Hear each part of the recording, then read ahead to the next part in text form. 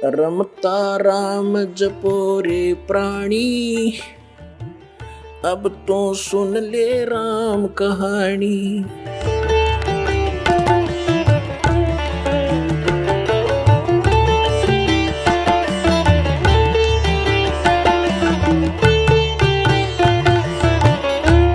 आप जी का सौभाग्य है कि काल के दूतों ने परमात्मा के इस अनमोल धन को पाताल में डाल रखा था।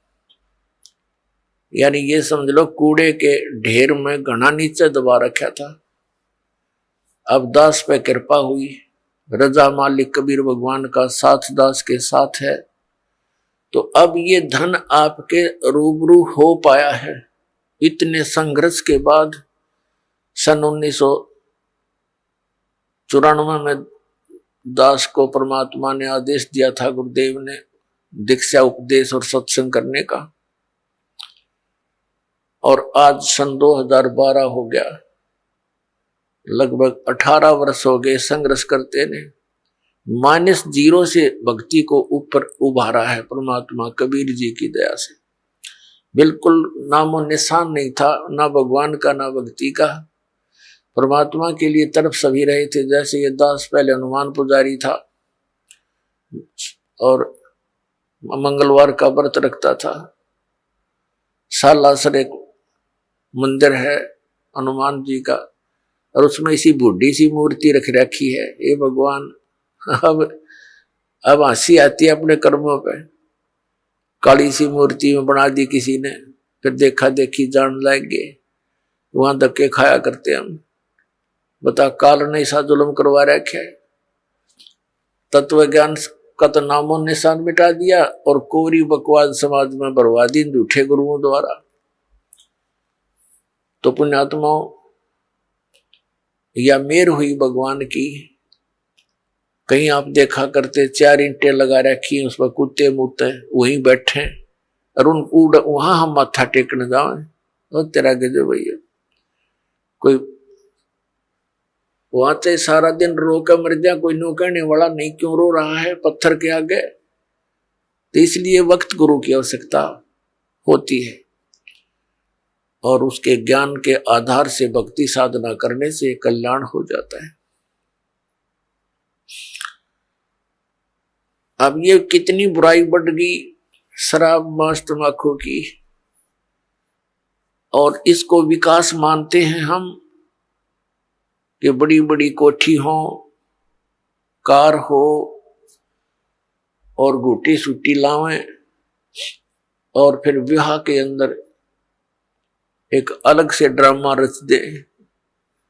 पुण्यात्माओं, ये भक्ति मार्ग में नहीं चलेगा। ठीक है, संसार भक्ति नहीं करता, वो कुछ करो, वो तो इस विद्यालय के वो विद्यार्थी ही नहीं है।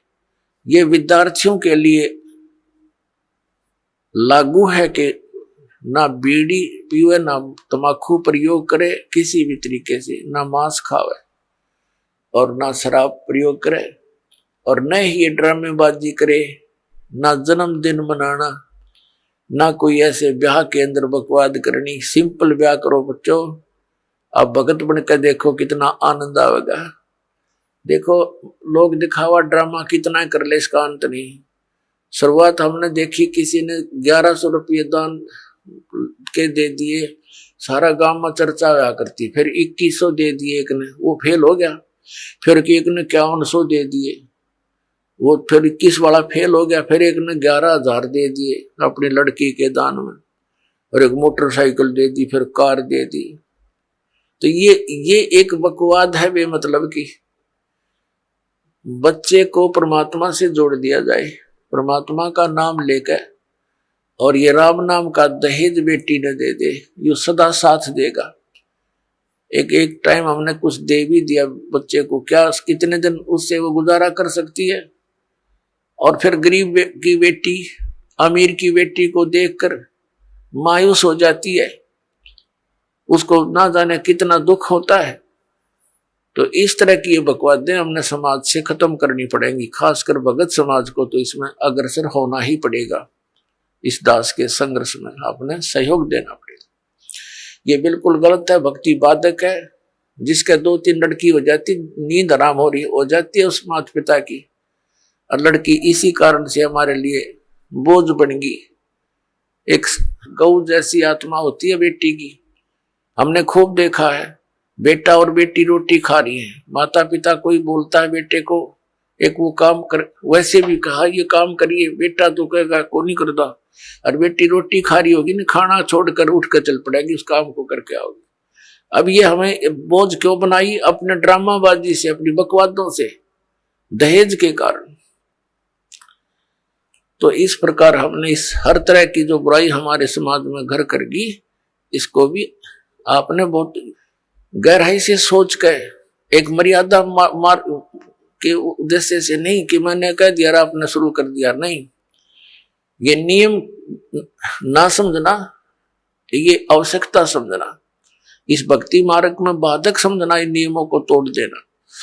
तो इस प्रकार से हम भक्ति हमारी अधिक होएगी। फिर पुण्यात्मा हमने परमात्मा पाने के लिए जो भी कुछ आदेश होता है गुरु जी का, वो करना ही चाहिए, क्योंकि गुरुदेव को मालूम होता है, वो मास्टर होता है इस मार्ग का। और विद्यार्थी, और जैसे डॉक्टर के पास जाता है मरीज, तो सही डॉक्टर होगा तो वो काटे की बात करा करे और सही दवाई देगा, उसमें जो भी मर्यादा यानी परहेज बताए जा, तो उस रोगी को आजीवन करने पड़ते हैं, तभी वो सफल होता है, रोग नाश होता है। तो हमारे जन्म मृत्यु का दीर्घ रोग लगा हुआ है, इसका नाश इस दास के बताए मार्ग से होगा। दास वही मार्ग बता रहा है जो परमात्मा ने स्वयं आकर के बताया था। ये गॉड गिवन है, ये किसी की लोक वेद नहीं है, किसी आम व्यक्ति का बताया हुआ ज्ञान नहीं। और यही प्रमाण हमारे सदग्रंथों में है, जिन सदग्रंथों को हम सिरोधार्य मानते रहे। तो फिर भक्ति में देर नहीं लगेगी, आपको विश्वास होने में देरी हो रही है, और कि ये दास जो भक्ति बता रहा है वो सही है, श्रेष्ठ है, शास्त्र अनुकूल है।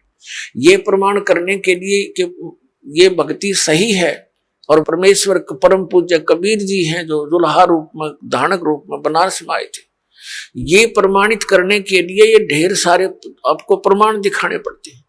और कुछ दिनों के बाद फिर ये आवश्यकता नहीं पड़ेगी इन प्रमाणों की, क्योंकि आप एक दूसरे को बताओगे कि ऐसा है, फिर ये एकदम सबको स्वीकार्य हो जाएगा। अभी तक तो किसी ने देखे नहीं, खोल के वेद देखी ना, गीता पढ़ी थी, समझी नहीं गीता जी में क्या लिखा है, पुराणों में क्या लिखा है, हम पढ़ते थे लेकिन समझ नहीं सके। अब हम समझन जोगे हो गए, अरीब खूब देखेंगे, कति दृढ़ होकर कहेंगे कि सचमुच कबीर इज गॉड, कबीर परमात्मा है, और यही भक्ति सही है, यही मंत्र श्रेष्ठ है, और सब बकवाद है। तो फिर आपसे सुनकर अन्य व्यक्ति भी इस बात पर विचार करेंगे, और कोई प्रमाणित कराना चाहेगा तो सदग्रंथ हमारे पास है, आप खुद भी उनका विश्वास दृढ़ करोगे। तो इस प्रकार ये पूरे विश्व में मालिक आदेश है, उनका निर्धारित समय है कि अब ये पूरे समय में, पूरे विश्व में एक ही भगवान रहेगा, एक ही ज्ञान रहेगा, और भक्ति विधि उस भगवान की एक है ही, वो अलग हो ही नहीं सकती। जैसे आम के पेड़ को, पौधे को बीजने के लिए आम का ही बीज प्रयोग करना पड़ेगा, दूसरा बीज आम का हो ही नहीं सकता। तो परमात्मा पाने के लिए जो मंत्र है, इनके अतिरिक्त कोई साधना है ही नहीं। बाकी तो बबूल के बीज अलग है, अन्य साधनाएं जो सिद्धियां प्राप्त करने की है वो अलग वस्तु है, उसकी हमें जरूरत नहीं। आप सुन रहे थे जगत गुरु तत्वदर्शी संत रामपाल जी महाराज जी के मंगल प्रवचन। अधिक जानकारी के लिए विजिट कीजिए हमारी वेबसाइट www.jagatgururampalji.org। संत रामपाल जी महाराज जी के शुभ आशीर्वाद से पूरे विश्व भर में 500 से भी ज्यादा नाम दीक्षा केंद्र हैं, जिन पर संत रामपाल जी महाराज जी द्वारा ऑनलाइन निःशुल्क नाम दीक्षा दी जा रही है। अपने नजदीकी नाम दीक्षा केंद्र का पता करने के लिए संपर्क करें 8222880541।